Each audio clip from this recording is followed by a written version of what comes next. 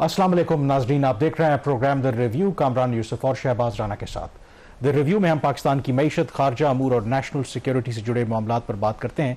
आज अफसोसनाक वाकया क्वेटा के रेलवे स्टेशन पर पेश आया, एक और दहशतगर्दी का वाकया जिसके नतीजे में कम अज़ कम अब तक की जो इत्तलात हैं 25 अफराद जो हैं वो शहीद हुए हैं, जबकि 40 से ज़ायद जो हैं वो ज़ख्मी हैं। बताया जा रहा है कि ये खुद कुश हमला था। तो आज के इस पहले हिस्से में तफसील से बात करेंगे, लेकिन सबसे पहले इस हमले के बारे में जो कमिश्नर क्वेटा हैं हमजा शफकात, उन्होंने क्या कहा, आइए पहले वो सुनते हैं। बेसिकली एक सुसाइड अटैक था। ये जो अटैक था ये प्राइमरीली लॉ एनफोर्समेंट एजेंसीज पे भी था और साथ ही साथ सिविलियंस को भी टारगेट किया गया। जी, क्वेटा के कमिश्नर हमजा शफकात इस वाक़े की तफसीलात बता रहे थे। एक एनी शायद जो इस हमले में ज़ख्मी भी हुए, उन्होंने क्या देखा जब तकरीबन कोई सुबह 8:30 बजे जब ये जाफर एक्सप्रेस का वो इंतज़ार कर रहे थे, पेशावर के लिए उसने रवाना होना था और ये खुदकुश हमला हुआ। तो आइए सुनते हैं कि एनी शायद ने क्या देखा जब ये वाक़या हुआ। हमने टिकट लिए, अंदर गए, ऐसे अंदर पहुंचे हैं, वहाँ पे खड़े सिर्फ 2 मिनट खड़े, वहाँ पे बम ब्लास्ट हुआ है। वहाँ पे तकरीबन 5 ज़्यादा आदमी थे। फिर उसके बाद फिर पता नहीं बम ब्लास्ट हुआ है वहाँ पे, फिर हमको आगे का फिर पता नहीं, क्योंकि बम ब्लास्ट जब हुआ है फिर हमें होश नहीं है क्या हुआ है, बाद में क्या नहीं हुआ। कुछ ऐसे समझो जिस तरह क़यामत नहीं होती उस तरह सुना था। पहले तो वैसे न्यूज़ वगैरह पे सुनते थे भी यहाँ पे धमाका हुआ, देखते थे। आज तो लाइव देखा, बहुत खतरनाक धमाका था। तो मेरे 2 साथी और थे, वो भी शदीद जख्मी है। हुकूमत से ये मुतालबा है कि इन लोगों का से बचत कराए हमारे, ये मजदूर तबके का क्या कुछ हुआ। जी, ये एनी शायद का भी आपने सुना कि जो कुछ मुशाहिदा उन्होंने देखा और ये जो वाक़या पेश आया, और यकीनी तौर पर ये जब वाक़या आया तो उन्होंने कहा कि एक क़यामत का वहाँ पर मंजर था। और शहबाज, उसके बाद आई थिंक जो लोकल मीडिया भी रिपोर्ट कर रहा है, एक तो ऑब्वियसली सिक्योरिटी आम तौर पर ये जो रेलवे स्टेशन होते हैं, एयरपोर्ट्स वगैरह, सिक्योरिटी यहाँ पर हाई होती है। लेकिन मैं एक लोकल मीडिया की रिपोर्ट देख रहा था, वहाँ पर जो रिपोर्टर बता रहा था कि जो अपेरेंटली जो खुदकुश हमलावर था वो आम जो मेन एंट्री पॉइंट है वहीं से दाखिल हुआ, और शायद वहाँ पर जो आम तौर पर जो मेटल डिटेक्टर्स और इस तरह का अगर कोई भी एक्सप्लोसिव मटेरियल को डिटेक्ट करने के लिए गेटवेज होते हैं वो शायद वहाँ पर नहीं थे। तो ये अगर वाकई वहाँ पर सिक्योरिटी के इस तरह के नाकिस इंतजाम थे तो इसके हवाले से पूछताछ होनी चाहिए, क्योंकि ऑब्वियसली जब खुद कुछ हमला होता है तो एडवांटेज बहुत ज़्यादा होता है हमला करने वाले के पास। लेकिन क्योंकि पाकिस्तान में ये पहला वाकया नहीं है तो एटलीस्ट हमारी साइड के ऊपर जो भी इंतजामिया है, पुलिस है, सिक्योरिटी के एहलकार हैं, उनको वो जो SOPs हैं उनको तो फॉलो करना चाहिए। कामरान, इंतहाई अफसोसनाक वाकया, अभी तक कम अज़ कम 24 अफराद शहीद हो चुके हैं, 53 से ज़ायद ज़ख्मी हैं, और हमारी हमदर्दियाँ और दुआएं उन फैमिलीज़ के साथ हैं, शहदा की फैमिलीज़ के साथ, और जो लोग इसमें ज़ख्मी हुए हैं अल्लाह ताला उनको जल्द सेहतयाबी दे। ये बहुत बड़ा सिक्योरिटी लैप्स है, इसमें कोई शक वाली बात नहीं है। और जो ओवरऑल सिचुएशन है बलूचिस्तान में, खैबर पख्तूनख्वा में, उस तरीके से इसको मेन स्ट्रीम मीडिया पे रिपोर्ट नहीं होता। कुछ वाक़यात रिपोर्ट हो जाते हैं जो बहुत अलार्मिंग नेचर के, तो कुछ नहीं भी रिपोर्ट होते। ये अगेन आइसोलेटेड वाक़या नहीं है। इससे पहले आपको पता है कि बलूचिस्तान में चंद दिन पहले बच्चियों के स्कूल के करीब एक इसी तरह का वाक़या, खुदकुश तो नहीं था शायद, वो वहाँ भी एक हमला हुआ। फिर आज भी हरनाई में जो SP थे पुलिस के, उनके ऊपर हमला हुआ। वो ख़ुद तो बच गए, लेकिन एक जो है जूनियर पुलिस ऑफिसर्स वो ज़ख्मी हुए। तो जिस तरीके से इन वाक़यात में इजाफा हो रहा है, और जो हमारी लॉ इन्फोर्समेंट एजेंसीज, फेडरल और प्रोविंशियल गवर्नमेंट्स ख़ास तौर पर, क्योंकि हर जगह पे वफाकी हुकूमत ने जाके काम नहीं करना होता, और जो भी इदारे रिस्पॉन्सिबल हैं सिक्योरिटी के, ये चीज़ शो करते हैं कि कहीं ना कहीं कुछ चीज़ पे जो है ना वो कमी है जिसको हम पूरा नहीं कर पा रहे। और प्रॉब्ली नाज़रीन इस चीज़ को इतना जो लाइट लेना है, सम टाइम जिस तरह के वाक़यात जो आला हुकाम होते हैं उनकी तरफ से आते हैं, वो भी कुछ अच्छा एक इम्प्रेशन नहीं देते। वज़ीर दाखिला मोहसिन नकवी का एक मुझे वो बयान याद आ गया, चंद माह पहले इसी तरह का एक अटैक हुआ था, not at this scale but बहुत बड़ा एक वाक़या हुआ था बलूचिस्तान में। उसके बाद उन्होंने क्या उस वक्त बयान दिया था, अगर वो बयान ठीक था तो आज फिर ये क्या हुआ, ज़रा वो तो सुन लेते हैं उन्होंने क्या कहा। ऑपरेशन की कोई ज़रूरत नहीं है, ये एक SHO की मार है, और आप देखेंगे ये एक SHO की मार रहेंगे इंशाल्लाह ताला। इनके लिए कोई लंबी चौड़ी हमें साइंस करने की ज़रूरत नहीं है। ये दहशतगर्द हैं, और दहशतगर्दों का मुकाबला करना हमारी सिविल आर्म फोर्सेज भी जानती हैं, हमारी आर्म फोर्सेज भी जानती है, हमारी पुलिस भी जानती है। जी नाज़रीन, आपने सुना वज़ीर दाखिला फरमा रहे थे ये एक SHO की मार, अगर ये SHO की मार है तो ये इतना बड़ा वाक़या आज कम से कम 24 अफराद अपनी जान से गए, 50 से ज़्यादा अफराद जो ज़ख्मी हैं और उनकी जो उम्र है वो 20 से 53 साल के दरमियान है। तो कामन ये जो इस किस्म की स्टेटमेंट्स होती हैं, मीडिया के ऊपर आके क्लेम करना, रिस्पॉन्सिबिलिटी ना लेना किसी चीज़ की, ये चीज़ की अक्कासी करती है कि जो टेरर थ्रेट है उसको हम इंतहाई संजीदगी से नहीं ले रहे। अगर ले रहे हैं तो हम उसको आर्टिफिशियली डाउन प्ले करने की कोशिश कर रहे हैं, जबकि उसके खिलाफ कोई एक्शन ले। इसमें कोई शक वाली बात नहीं है कि लॉ इन्फोर्समेंट एजेंसीज बहुत ज़्यादा ऑपरेशन भी कर रही हैं, information base, intelligence base operation भी मिलिट्री कर रही है, बट स्टिल इस तरह के वाकयात हो जाए, इस तरह के वाकयात के बाद इस तरह के बयान जो आना है ये रिफ्लेक्शन कुछ और दे। आई थिंक ये जो वज़ीर दाखिला का बयान था उसके बाद काफ़ी उनको तनकीद का भी निशाना बनाएगा, क्योंकि कुछ हक़ाइक़ भी आपको बताना बहुत ज़रूरी होते हैं कि अनलाइक बाकी सूबों के, बलूचिस्तान ऑब्वियसली एक ऐसा सूबा है कि जहाँ पर आपको पता है कि एक दो अजला के अलावा वहाँ पर तो वो बी एरियाज़ हैं। बी एरियाज़ वो होते हैं जहाँ पे जिस तरह हमारे पंजाब में या सिंध में या केपी में बाकायदा तौर पर SHOs या पुलिस थाने होते हैं, वहाँ पर वो ऐसे नहीं हैं, वो बी एरियाज़ हैं। इसी वजह से तो वहाँ पर लॉ एंड ऑर्डर जो है ना मेंटेन करना एक बहुत बड़ा चैलेंज है। तो पहली ये बात कि वहाँ पर जिस तरह से पंजाब के अंदर या बाकी इलाकों के अंदर SHOs होते हैं, बलूचिस्तान में तो वो निज़ाम ही नहीं। एक तो ये करेक्शन। दूसरा ये जब उन्होंने बयान दिया था, मतलब आज का वाक़या ऑफकोर्स बहुत अफसोसनाक वाक़या है, डेडली टेररिस्ट अटैक है। ये अगस्त में आपको पता है कि जब अकबर बुगटी जो बलोच लीडर थे उनकी बरसी थी, उसके मौके के ऊपर कोई साइमल्टेनियसली 10 से 12 अजला में ये दहशतगर्दों ने कार्रवाई की थी। उसके बाद उनका ये बयान स्टेटमेंट सामने आया था। तो ये बात बिल्कुल आपकी ठीक है कि इस तरह से बंदे को इनसेंसिटिव नहीं होना चाहिए, और लगता यही है कि जो भी हम बयानात देते हैं वो ज़बानी जमा खर्च होती है और फिर ये जो दहशतगर्द हैं हर रोज़ एक नए हमले करते हैं। अब फर्दर अगर आप देखें कि इसकी जो जिम्मेदारी है वो कबूल की है जो बैंड है पाकिस्तान में, ऑफकोर्स बलूचिस्तान लिबरेशन आर्मी, उसने एक बयान जारी किया और उन्होंने कहा कि ये एक खुदकुश हमला था, और वो ये दावा कर रहे हैं कि जो उन्होंने टारगेट किया वहाँ पर जो एक फ़ौजी यूनिट थी, वापस जा रहे थे एक इन्फेंट्री स्कूल का कोर्स करने के बाद, तब उन्होंने ये कार्रवाई की। दो के पाकिस्तानी फ़ौज की तरफ से जो ISPR है, जब तक हम ये प्रोग्राम रिकॉर्ड कर रहे हैं अभी तक कोई उस तरह से बयान सामने नहीं आया। दो के कोयटा के जो SSP ऑपरेशन है उन्होंने ज़रूर इस बात की तस्दीक की कि ये जो रेलवे स्टेशन है यहाँ से ना सिर्फ आम जो सिविलियन नकलो हरकत उनकी होती है वो इस्तेमाल करते हैं, बल्कि जो यहाँ पर सिक्योरिटी फोर्सेज हैं, जो फौजी हैं, वो भी जो उनकी मूवमेंट है वो इस रेलवे स्टेशन से होती है। तो कहीं ना कहीं वो ये इंडिकेट करें, और उन्होंने ये तस्दीक की है कि जो लोग शहीद हुए हैं उसमें सिविलियन भी हैं और उसमें सिक्योरिटी के एहलकार भी हैं। अब इसमें जो जिम्मेदारी कबूल की है BLA ने, उन्होंने कहा है कि ये जो मजीद ब्रिगेड है इसने ये काम किया है, और मजीद ब्रिगेड जो है ये BLA का एक सुसाइड विंग है। अगर आप देखें कि हालिया महीनों के अंदर उन्होंने खास करके जो चीन के इंटरेस्ट हैं, चीन के जो शहरी हैं, चीन जो CPAC है उसको निशाना बनाया।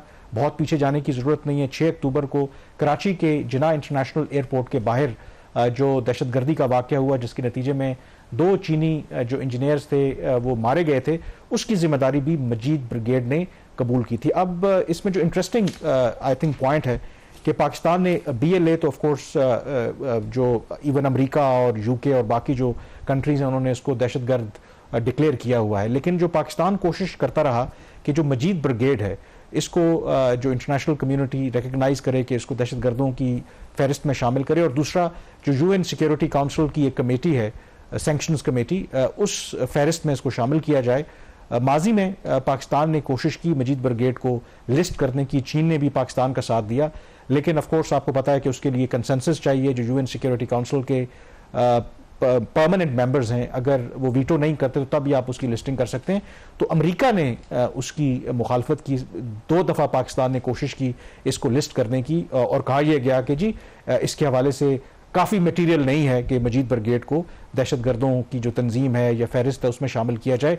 बट आई थिंक अब एक तो इंटरनली हमें सिक्योरिटी को बेहतर करने की ज़रूरत है, इंटरनेशनली जो है फ्रंट फुट के ऊपर आपको एग्रेसिव डिप्लोमेसी की ज़रूरत है। I think there is sufficient evidence कि मजीद ब्रिगेड किस तरीके से सिक्योरिटी फोर्सेस को, सिविलियंस को, और पाकिस्तान की जो इन्वेस्टमेंट है चाइना जो लेकर के आ रहा है उसको निशाना बना रहा है। तो उस फ्रंट के ऊपर भी हमें कोशिश तेज करने की ज़रूरत है। और इंपॉर्टेंटली आपको पता है कि अगले साल से पाकिस्तान 2 साल के लिए UN सिक्योरिटी काउंसिल का नॉन परमानेंट मेंबर भी होगा। तो पाकिस्तान आई थिंक कोशिश करे तो एक्सटेंसिव लॉबिंग करके एटलीस्ट ऑन दैट फ्रंट इन तंजीमों को दहशतगर्दों की फहरिस्त में शामिल करवा ये सकता तो है? आपकी बात ठीक है। इंटरनेशनल फ्रंट के ऊपर जो चैलेंजेस पाकिस्तान को रहते हैं, एफर्ट्स होती हैं, और जो इंटरनेशनल पॉलिटिक्स होती है, चाइना और अमेरिका की जो पॉलिटिक्स होती है, उसमें भी एक वजह तो ये हो सकती है ना कि अमेरिकन पॉलिटिक्स यहाँ पे कर रहे हैं। अब अपेरेंटली तो वो ये चीज़ कह रहे हैं कि सफिशिएंट एविडेंस नहीं है, but still having said that, इस तरह के अगर आप इन ऑर्गेनाइजेशंस को बैन भी कर दें, मेन स्ट्रीम मीडिया के ऊपर उनके नाम भी ना चलें, तो ये मसले का हल नहीं है। जो खुद आपने जो डाटा कंपाइल किया हुआ है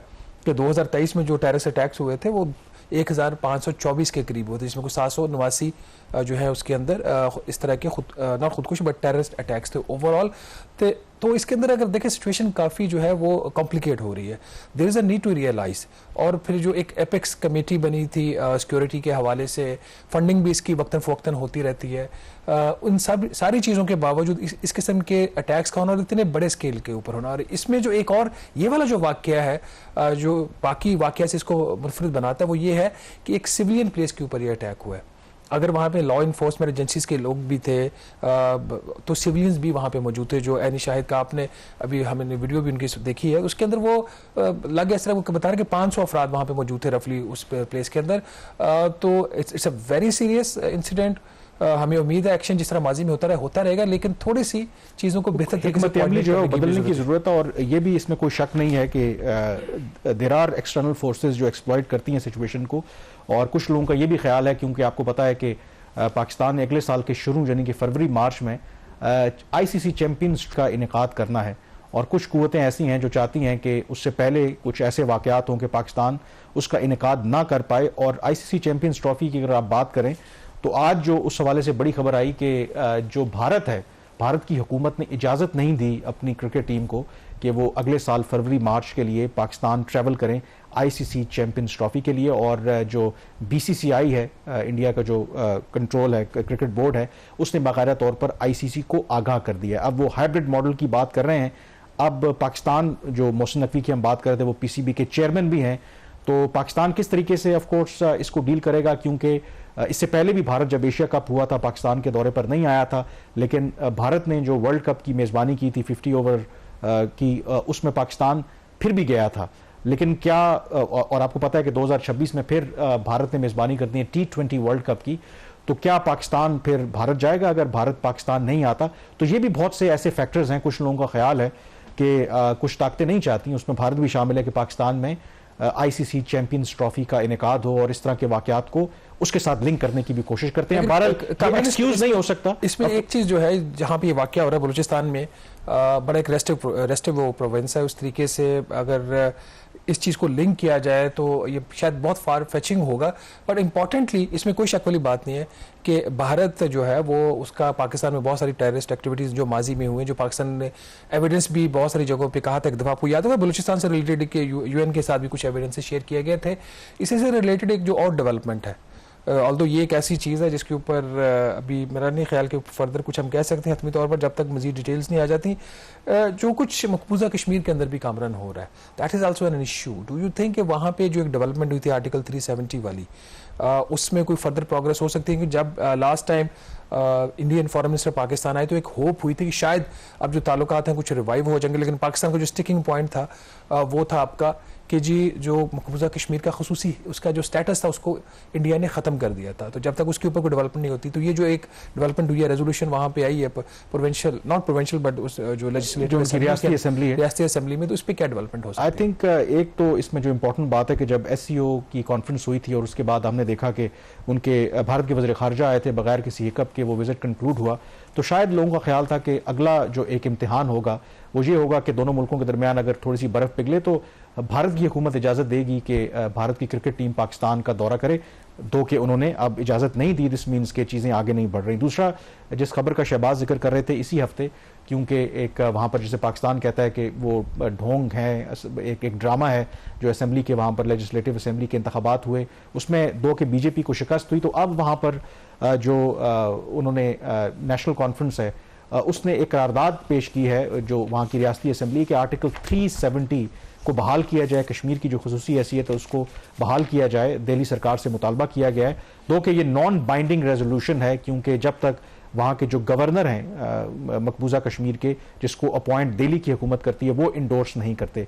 लेकिन आई थिंक इसके इम्कानात बहुत कम हैं कि भारत की हुकूमत जो है वो जम्मू कश्मीर की जो रियासती हैसियत है विद आर्टिकल 370 बहाल करेगी। हाँ, ये ज़रूर उन्होंने इंडिकेट किया है कश्मीर की जो स्टेटहुड है वो रिस्टोर करेंगे, but not with the similar powers जो 5 अगस्त 2019 से पहले उनको मिल रही थी। तो इसलिए आई थिंक जो भी एक्सपेक्टेशंस हो वहाँ पर मकबूजा कश्मीर की असेंबली की, लगता नहीं है कि जो दिल्ली सरकार है वो उन मुतालबात को मानेगी। यहाँ पे ब्रेक लेंगे, ब्रेक के बाद जिक्र करेंगे कि क्यों IMF का जो वफ्द है वो अनशेड्यूल्ड यानी कि गैर एलानिया विजिट पर पाकिस्तान आ रहा है, ऐसे क्या हुआ है आखिर। ब्रेक के बाद इस पर बात करेंगे।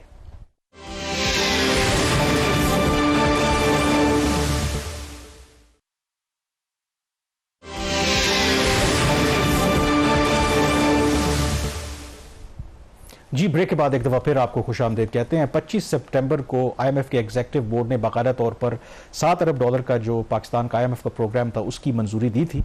और जो IMF के प्रोग्राम में जब आप जाते हैं तो उसके बाद फिर आपको पीरियोडिक जो रिव्यूज़ होते हैं, क्योंकि जो भी शराइत IMF रखता है और जो भी हुकूमत मुल्क अग्री करता है तो उसको असेस किया जाता है, फिर आपको अगली जो किस्त है वो जारी होना होती है। तो ख़बर ये है कि अभी तो ऑब्वियसली आई थिंक 6 हफ्ते हुए हैं IMF के एग्जीक्यूटिव बोर्ड की मीटिंग को, और दूर दूर तक इम्कान नहीं था कि अचानक से IMF का वफ्द जो है वो पाकिस्तान के दौरे पर आएगा। लेकिन खबर शहबाज ये है कि IMF का जो वफ्द है, आप कह सकते हैं कि एक पहले से प्लान नहीं था, अनशेड्यूल्ड जो उनका विजिट है उस पर वो पाकिस्तान आ रहे हैं। आखिर इसकी वजह क्या है? क्या ऐसा तो नहीं है कि क्योंकि ट्रंप सदर मुंतखब हो गए हैं तो IMF को लगता है कि कहीं पाकिस्तान का प्रोग्राम बंद ना कर दें, तो जो नेथन पोर्टर हैं वो डॉलर्स का बैग भर के पहले ही पाकिस्तान को चुपके से देने आ रहे हैं कि यार ताकि ना आप गिला ना करें हमसे, कि आप वो ट्रंप साहब आपकी बात बंद ना कर दें। आज आप कंस्पिरेसी थ्योरीज पे काफी ज्यादा काम आपने किया हुआ है। नहीं, अब ट्रंप आ गए हैं तो हम तो बिलीव करेंगे। अनप्रेडिक्टेबल है ना, तो आप कुछ कह नहीं सकते। देखिए, ये वाला जो IMF का प्रोग्राम है, जब ये फाइनल हुआ, अप्रूव हुआ, तो उसके ऊपर 2 बड़े क्लियर व्यूज थे। एक व्यू जो गवर्नमेंट ऑफ पाकिस्तान का था और उसके साथ फिर जो पाकिस्तानी एक्सपर्ट्स थे, मीडिया के लोग थे, उनका व्यू था। दूसरा IMF के बोर्ड का व्यू था। आपको पता है 25 प्रोग्राम पाकिस्तान अभी तक साइन कर चुका है, जिसमें लेटेस्ट भी शामिल है, और उसमें सिर्फ 9 प्रोग्राम्स जो हैं वो मुकम्मल हुए हैं। बाकी जो है वो फेल्ड रहे हैं, उनके ऊपर प्रोग्रेस हतमी तौर पर आखिरी आप फिनिशिंग लाइन तक नहीं पहुंचे। ये वाला जब प्रोग्राम IMF के बोर्ड में गया तो IMF के बोर्ड के ऊपर बड़ी क्लैरिटी थी कि इस दफ़ा पाकिस्तान को आपने बहुत ज़्यादा स्पेस नहीं देनी, जो आपने अहदाफ उनसे एग्री किए हैं वो अपने इंप्लीमेंट करवाने, वो शराइत पे अमल दरामद करवाना है, स्ट्रक्चरल रिफॉर्म्स करवानी है। वज़ीर ख़जाना जो है मोहम्मद औरंगजेब साहब, वो भी बारह ये बात कह चुके हैं कि जो माजी की जो अनफिनिश्ड एजेंडाज थे वो नए प्रोग्राम का हिस्सा बनते हैं। बट ये तो एक चीज़ होगी। दूसरी, ये जो अहदाफ तय हुए थे इस प्रोग्राम के, और क्या वो जो कंडीशन मानी गई थी वो रियलिस्टिक थी या नहीं थी। हुकूमत पाकिस्तान वो डेफिनेटली से कि जी वो रियलिस्टिक थी, एम्बिशियस ज़रूर होंगी बट रियलिस्टिक थी, हम अचीव कर सकते थे। बट हमारा उस वक्त ये ख्याल था ये प्रोग्राम जो है ये अनअचीवेबल है, इसमें प्रॉब्लम्स आएंगी। और बहुत सारे लोगों ने ये कहा उस वक्त भी कि ये प्रोग्राम शायद पहले रिव्यू तक ही ना पहुंचे, उससे पहले ही आपको इसमें जो है मसाइल का सामना करना पड़ जाएगा। और कुछ लोगों का ये ख्याल था कि पहला रिव्यू हो जाएगा, 6 माह के बाद दूसरा जो रिव्यू होगा वहां पर जाके प्रॉब्लम्स आएंगी। अनफॉर्चुनेटली ये इंतहाई बदकिस्मती है कि ये प्रोग्राम जो है वो अभी स्टार्ट हुआ ही है। जैसे आपने बोला कि 6 हफ्ते के बाद ही पहला अनस्केड्यूल्ड अनशेड्यूल्ड उनका जो विजिट है वो पाकिस्तान का होने जा रहा है। 11 नवंबर को IMF का जो मिशन है वो पाकिस्तान आ रहा है। इस पर मुझे एक बात याद आ जाती है, did I not tell you. ये ज़रा मेरा ख्याल इसके ऊपर नाज़रीन को अभी थोड़ा सा पीछे आपको नाज़रीन लेके चलते हैं। जून 2024 इसी साल जब वज़ीर ख़जाना साहब ने अपना बजट अनाउंस किया और उसके अगले दिन जब उन्होंने पोस्ट बजट प्रेस कॉन्फ्रेंस की तो उस पर मेरा सवाल क्या था, उनका जवाब क्या था। पहले भी हम इसके ऊपर बात कर चुके हैं लेकिन एक दफ़ा फिर ज़रा इसको रिवाइज कर लेते हैं। फाइनेंस मिनिस्टर साहब, क्या आप 2 टोक इस बात की यकीन दहानी करवा सकते हैं कि जितनी आपने मैसिव टैक्सेस लगा दिए हैं उसके बाद कोई नया मिनी बजट 30 जून 2025 से पहले नहीं आएगा? 2 टोक यकीन दहानी करिए। पहली तो मैं आपको, चूंकि आप खुद ही डिसीजन कर चुके हुए हैं तो आपको यकीन दहानी कराने की क्या जरूरत है, इसलिए इसका कोई जवाब नहीं है। जी, आपका जवाब ना दे वो आपका राइट है। बस आप पूछे। दूसरा सर, आपने फरमाया कि जिस मुल्क की टैक्स टू GDP रेशो 9.5% 10% हो, उसको ये बोझ बर्दाश्त करना पड़ेगा। मेरा आपसे सवाल है कि जिस मुल्क की टैक्स टू GDP रेशो 9.5% हो, उस मुल्क के वज़ीर ख़जाना को 75 अरब रुपए का एक पार्लियामेंटेरियन स्कीम का बजट देना चाहिए। वो 75 अरब रुपया जो आपने दूध के ऊपर 50 रुपए फी लीटर लगा के इजाफी लगाया, या वो वाला ले लें या वो 75 अरब रुपया जो हम सैलरी क्लास के ऊपर आपने टैक्स लगा के लगाए। Thank you very much. बहुत शुक्रिया जी। जिस दूध की आप बात कर रहे हैं, आपको पता है वो कौन खरीदता है? So middle to upper class जो उसको अफोर्ड कर सकते हैं वो खरीदते हैं, तो इसलिए वो कोई ऐसी बड़ी बात नहीं है इसको कहना। बाकी जो है जो स्कीम्स हैं, मैंने जैसे जिक्र किया, मोस्ट ऑफ दी स्कीम्स जो डेवलपमेंट एक्सपेंडिचर्स जिसके लिए मुख्तस किए गए हैं, ये वो प्रोजेक्ट्स हैं जो इस डिफरेंट स्टेजेस ऑफ कंप्लीशन पे हैं। हमें अगर उनको उन्हीं स्टेजेस में हम छोड़ दें तो जो बाकी उसमें लग चुका है वो तो संक कॉस्ट हो जाएगी, जो उसका इम्पैक्ट आना है वो नहीं आ सकेगा। तो इस वजह से हमें ये जो है स्कीमों पे इसकी एलोकेशन देनी पड़ी। जी, ये थे वज़ीर ख़ज़ाना औरंगज़ेब साहब, जो जून 2024 में ऑब्वियसली जो शहबाज आप सवाल कर रहे थे रिगार्डिंग मिनी बजट, तो उन्होंने कहा कि आपने खुद ही फैसला कर लिया, लेकिन बावजूद इस IMF की डेलीगेशन के अभी भी ऊपर तले जो बयानात मैंने देखे हैं औरंगज़ेब साहब के, वो तो इस बात पे बज़िद हैं कि मिनी बजट नहीं आएगा। बट डू यू थिंक कि ये जो IMF की डेलीगेशन का आने का पर्पज़ है, वजह यही है कि प्रोग्राम ऑलरेडी डी ट्रैक हो गया और उसको ट्रैक पर लाने के लिए हमें कुछ और इकदाम लेने पड़ेंगे और उसके लिए फिर मिनी बजट आना ही आना है, बावजूद इसके कि औरंगज़ेब साहब जो भी कह रहे हैं? देखिए, बात बड़ी सिंपल है इसमें कामरान के, एक जो शेड्यूल अप्रूव होता है, जब कोई नया प्रोग्राम IMF अप्रूव करता है उसके साथ शेड्यूल होता है कि कब कब उस मुल्क का एक जायजा मिशन आएगा और वहाँ पर रिव्यू होगा और फिर अगली किस्त जो है कर्जे की वो जारी की जाएगी।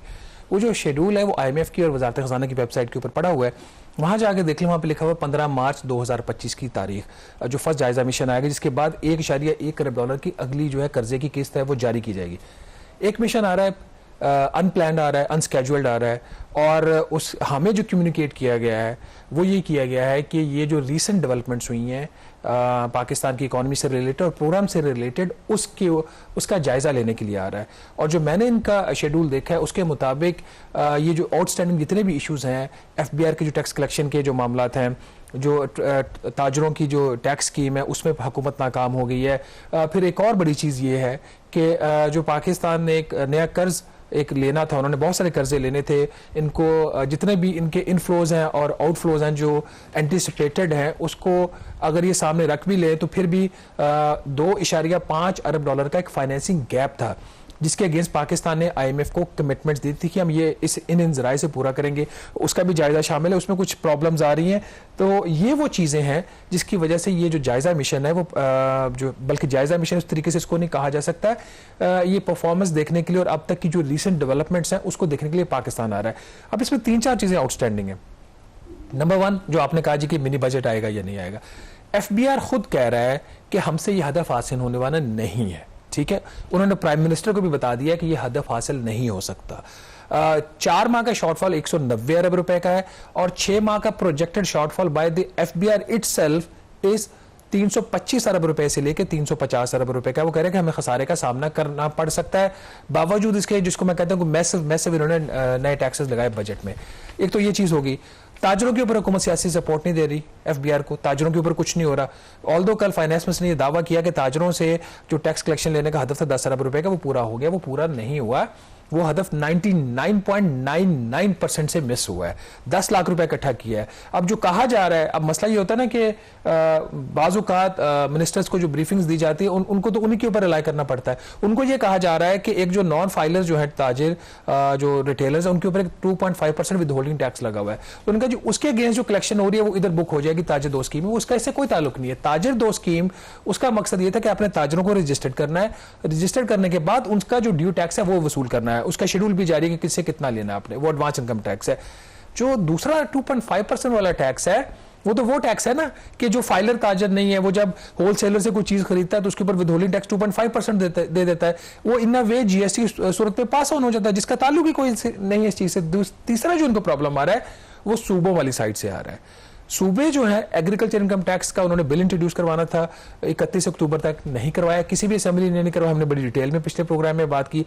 पंजाब की काबीना ने अप्रूव कर दिया था लेकिन असेंबली में इंट्रोड्यूस नहीं हुआ। फिर इन्होंने उसके अलावा जो नेशनल फिस्कल पैक्ट साइन किया था, कुछ जो जिम्मेदारियां थी खर्चों की वफाक ने सूबों को देनी थी, वो डाइल्यूटेड फॉर्म में इन्होंने साइन किया। तो ये वो सारी डेवलपमेंट जो डेलीगेशन आ रहा है ये पता चला है कि इनिशिएटिव किसका है? क्या IMF खुद डेलीगेशन भेज रहा है या हुकूमत पाकिस्तान ये जो अब अहदाफ हैं शुरू में ही पता चल रहा है कि अचीव नहीं हो पाएंगे, तो हो सकता है कि हुकूमत पाकिस्तान IMF को बुलाकर ये डिस्कस करना चाहती है कि हम अगर थोड़ा सा इसको रीएडजस्ट कर लें अपने टारगेट्स को, ताकि वो रियलिस्टिक हों और अचीव किए जा सकते। तो इनिशिएटिव किसका है ये? देखिए कामरान, इनिशिएटिव तो बिल्कुल भी गवर्नमेंट ऑफ पाकिस्तान का नहीं है। वो हुकूमत जो ये बताने से कतरा रही हो कि किस तारीख को IMF का मिशन पाकिस्तान आएगा और किस तारीख को वापस जाएगा, वो कैसे इस तरह के इनिशिएटिव्स लिए जा सकते हैं? अचानक से IMF ने पाकिस्तान को कहा है कि हम आना चाहते हैं। ये शेड्यूल विजिट नहीं है, हमारी दरखास्त भी नहीं थी इसके लिए। और हुकूमत क्यों बुलाएगी IMF को अनस्केड्यूल्ड? ये एक तरह की इनके ऊपर मुसीबत होती है ना कि अपना सारा जायजा उनके सामने रखो, उनके साथ टॉक्स करो। उनका तो बकौल डॉक्टर नदीमुल हक के जो फॉर्मर वाइस चांसलर हैं पाइट के, वो तो फ्रीक्वेंट फ्लायर वाले नंबर्स बना रहे हैं ना, उनको तो बेनिफिट्स हो रहे हैं, TADA भी मिल रहा है। मसला तो हमारे घर में है, तो हम क्यों उनको बुलाएंगे? बहरहाल ये अनस्केड्यूल्ड विजिट है, उसमें कोई शक वाली बात नहीं है। 11 नवंबर को आ रहे हैं, 15 नवंबर को वापस जाएंगे और उस असेसमेंट के बाद अगले जुमे तक या हफ्ते तक हमें ये पता चलेगा कि कोई नया मिनी बजट आएगा या IMF इस चीज पे तैयार हो गया है कि अपने जो अहदाफ हैं उसको रिव्यू करेगी। लेकिन विद इन द गवर्नमेंट एक डिवीजन है। जिन लोगों ने ये प्रोग्राम नेगोशिएट किया है वो ये समझते हैं कि अभी भी हम ये प्रोग्राम अचीव कर सकते हैं, क्योंकि इसमें उनकी अपनी क्रेडिबिलिटी का इशू आ जाता है कि आपने अनरियलिस्टिक प्रोग्राम साइन क्यों किया। और वो दूसरी साइड पे वो लोग हैं जिन्होंने इंप्लीमेंट करना है, उनके ये ख्याल में ये प्रोग्राम के जो अहदाफ हैं वो अचीवेबल नहीं है। क्यों अचीवेबल नहीं है? उसके अंदर जो गैर मुल्की कर्जे हैं और जो चाइना है उसका क्या रोल है, इसके ऊपर हम बात करेंगे एक छोटी सी ब्रेक के बाद।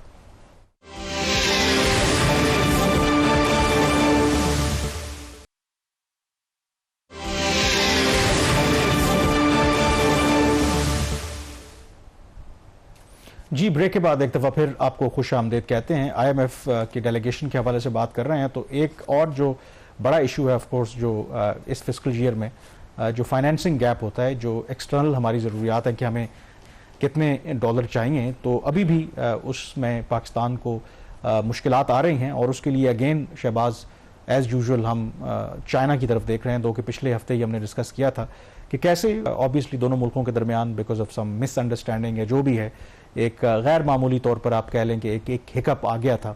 लेकिन ये बात तय है कि पाकिस्तान का चीन के बगैर गुजारा नहीं है, और अगर IMF के प्रोग्राम ने बाकी अहदाफ तो अपनी जगह पे, अगर इस प्रोग्राम ने बचना है तो आई थिंक उसमें चीन की जो मदद है वो आई थिंक बहुत क्रिटिकल है। कामरान, ये एक बड़ा ही एक स्ट्रेंजली बेजार किस्म का एक नेगोशिएटेड प्रोग्राम है जिसमें जो चीन का कर्जा है वो तो आप वापस नहीं कर सकते, लेकिन जो वेस्टर्न फाइनेंशियल इंस्टीट्यूशंस उनका कर्जा आपने वापस करना है। इसके अंदर एक तो ये चीज़ है। दूसरा ये कि जो ओवरऑल एक्सटर्नल फाइनेंसिंग गैप, कितना नया जो गैर मुल्की कर्जा हुकूमत को इस साल लेना था IMF के प्रोग्राम के तहत, अदर देन जो कि आपको IMF दे रहा है, वर्ल्ड बैंक दे रहा है, ADB दे रहा है, तो उसका जो पूरे प्रोग्राम की पीरियड का इनका एस्टिमेट था कि $5 अरब इजाफी जो है पाकिस्तान को चाहिए होगा 3 साल के अरसे में, जिसमें उनका ये ख्याल था कि $2.5 अरब तो आपको अभी फौरी इसी माली साल में चाहिए। इसके 2-3 बड़े कंपोनेंट्स थे। एक तो आपको याद होगा जो हमने एक स्टोरी भी की थी कि 600 मिलियन डॉलर का एक स्टैंडर्ड चार्टर्ड बैंक से कर्ज हुकूमत ने नेगोशिएट किया। पाकिस्तान की तारीख का हाईएस्ट रेट 11%। हमने खबर की गवर्नमेंट भी डिफेंसिव पे चलेगी, IMF भी डिफेंसिव पे चला गया, तो वो चीज़ फिलहाल रुकी। लेकिन ये उस प्लानिंग का हुकूमत का ये हिस्सा था कि ये कर्ज हमने लेना है। अब प्रॉब्लम 2-3 आ रहे हैं हुकूमत को। एक तो ये कि जो सऊदी अरेबिया से हुकूमत ने एक उनकी ख्वाहिश है, दरख्वास्त भी की हुई है कि सऊदी अरेबिया पिछले साल की तरह $1.2 अरब की ऑयल फाइनेंसिंग फैसिलिटी दे, माहाना $100 मिलियन की। इसके ऊपर अभी तक कोई मेजर सब्सटेंशियल प्रोग्रेस नहीं है, मुआहिदा अभी तक नहीं हो सका। ऑल्दो कुछ अखबारात ने इसको 2-3 दफ़ा रिपोर्ट भी किया कि सऊदी ऑयल फैसिलिटी जो है फाइनल होगी, अभी तक फाइनल नहीं। We are not privy to the details. Maybe जो आर्मी चीफ अभी गए थे उसमें कोई डेवलपमेंट हो जाए तो मैंने मुआहिदे की बात की। मुआहिदे की वही मैं कह रहा हूं, हो सकता है कि साइन हो ना, अभी तक मैंने प्रोग्राम में आने से पहले भी चेक किया है, मुआहिदा अभी तक कोई साइन नहीं हुआ। नहीं, मैं कहता हूं कि जो अगर उसमें रुकावट है तो ऑब्वियसली रुकावट तो चल रही है, वो तो हम इसलिए आई एम श्योर के क्योंकि आर्मी चीफ जो है वो बिल्कुल इन्वॉल्व हैं, जो ऑब्वियसली उनके स्टेक्स हैं, जो SIFCO या अदरवाइज जो मईशत है, IMF का प्रोग्राम है, तो I think it is very much possible कि हो सकता है जो इशू आप कह रहे हैं कि वहां पे भी ये टेकअप किया होगा, उसको एक्सप्लेन किया जाए। टेकअप किया होगा, और उसकी वजह है कि SIFC इसमें डायरेक्टली इन्वॉल्व है, मिनिस्ट्री ऑफ पेट्रोलियम इसको देख रही है, और माजी में जब बल्कि ये प्रोग्राम अप्रूव भी हुआ था तो प्राइम मिनिस्टर ने आर्मी चीफ का शुक्रिया अदा किया था कि उनका एक रोल रहा इसमें, और जो गल्फ कंट्री से हम कर्जे लेते हैं उसमें मिलिट्री का हमेशा से एक रोल रहा है। पिछली गवर्नमेंट में इमरान खान साहब जनरल बाजवा का शुक्रिया अदा करते थे, तो हम इस चीज़ को बिल्कुल भी रूल आउट नहीं कर सकते कि आर्मी चीफ ने वहाँ पर ये जिक्र नहीं किया होगा। बहरहाल अभी तक जब तक हम ये प्रोग्राम कर रहे हैं और IMF की टीम पाकिस्तान आ रही है, इसके ऊपर एग्रीमेंट साइन नहीं हुआ। हमारी ख्वाहिश है, रिक्वेस्ट भी अपनी जगह पे पड़ी हुई है। दूसरी इसके अंदर जो एक इंपॉर्टेंट चीज़ है नाज़रीन, वो ये है कि हुकूमत पाकिस्तान ने एक दफ़ा फिर चीन से दरख्वास्त की है कि 3.4 अरब डॉलर का एक कर्ज है जो पाकिस्तान ने वापस करना है चीन को, और ये मुख्तलिफ प्रोजेक्ट के अगेंस्ट है। एक अमाउंट नहीं है, ये बहुत सारी अमाउंट्स है इसके अंदर, लेकिन टोटल अमाउंट है 3.4 अरब डॉलर। अब वज़ीर ख़जाना ने दरख्वास्त की है चाइना से कि ये जो 3.4 अरब डॉलर है, इसकी वजह से ये जो 5 अरब डॉलर ओवरऑल एक एक्सटर्नल फाइनेंसिंग गैप है, उसमें इसका एक रोल है। तो ये वाला जो कर्ज है इसकी वापसी 2 साल के लिए मौखर कर दी जाए, ये पाकिस्तान ने चाइना को दरख्वास्त कर दी है। चाइना की तरफ से अभी तक इस पर कोई रिस्पॉन्स नहीं आया। इस जो 3.4 अरब डॉलर में से तकरीबन 750 मिलियन डॉलर ऐसा है जो इसी माली साल में मेच्योर हो रहा है, जो पाकिस्तान को वापस करना अगर चाइना इसको रोल ओवर नहीं करता। तो अगर पाकिस्तान वापस कर देता है तो ये जो हुकूमत का ख्याल और IMF का ख्याल है कि 2.5 अरब डॉलर का जो फाइनेंसिंग गैप है, या तो ये फर्दर वाइडन हो सकता है या फिर इसमें कुछ और प्रॉब्लम्स भी आ सकते हैं। ये जो डेट है ये चाइना की जो एक्सपोर्ट इम्पोर्ट बैंक है एक्सियम बैंक, उसकी तरफ से है, और पिछले माली साल में पाकिस्तान पहले ही चीन से 2.4 अरब डॉलर का जो कर्ज है वो 2 साल के लिए रीशेड्यूल करवा चुका है। इसमें अब इशू सिर्फ ये है जो हम ब्रेक में जाने से पहले आपके लिए छोड़ते जा रहे हैं कि चीन का कर्ज जो है उसकी रीशेड्यूलिंग की तो मुसलसल बात हो रही है। चीन पाकिस्तान के को उसने जो डिपॉजिट दिया हुआ है 4 अरब डॉलर का, वो भी रोल ओवर कर रहा है। कमर्शियल कर्जा चीन से हमने 6.5 अरब डॉलर का लिया हुआ है, जिसमें इस साल 3.9 अरब डॉलर मेच्योर हो रहा है, उसका भी IMF चाहता है कि रोल ओवर हो जाए। फिर उसकी एक ट्रेड फाइनेंस फैसिलिटी है 4.3 अरब डॉलर की, वो भी अभी चाइना ने उसको 3 साल के लिए एक्सटेंड कर दिया है। लेकिन हुकूमत पाकिस्तान ना तो वो जो डेट इसने मुकामी कमर्शियल बैंक से लिया हुआ है उनको रोल ओवर करने के लिए, रिस्केड्यूल करने के लिए, रिस्ट्रक्चरिंग करने के लिए तैयार है, और ना ही जो वेस्टर्न फाइनेंशियल इंस्टीट्यूशंस हैं उनका जो कर्जा है उसकी रिस्केड्यूलिंग की बात हो रही है। ये कोई बात कुछ समझ नहीं आ रही कि चीन का कर्जा वापस नहीं हो सकता और बाकी सबका डोमेस्टिक भी और इंटरनेशनल कर्ज है जो है वो भी वापस जाएगा। यहाँ पे छोटी सी ब्रेक लेंगे और ब्रेक के बाद जब वापस आएंगे तो बात करेंगे प्राइम मिनिस्टर की नई जो स्कीम आई है, नया इंसेंटिव पैकेज इंडस्ट्री के लिए, डोमेस्टिक कंज्यूमर्स के लिए जो बिजली के हैं उनके लिए, वो किस हद तक फायदेमंद हो सकती है पाकिस्तान की इकॉनमी के लिए और लोगों के लिए। इस पर बात करेंगे छोटी सी ब्रेक के बाद।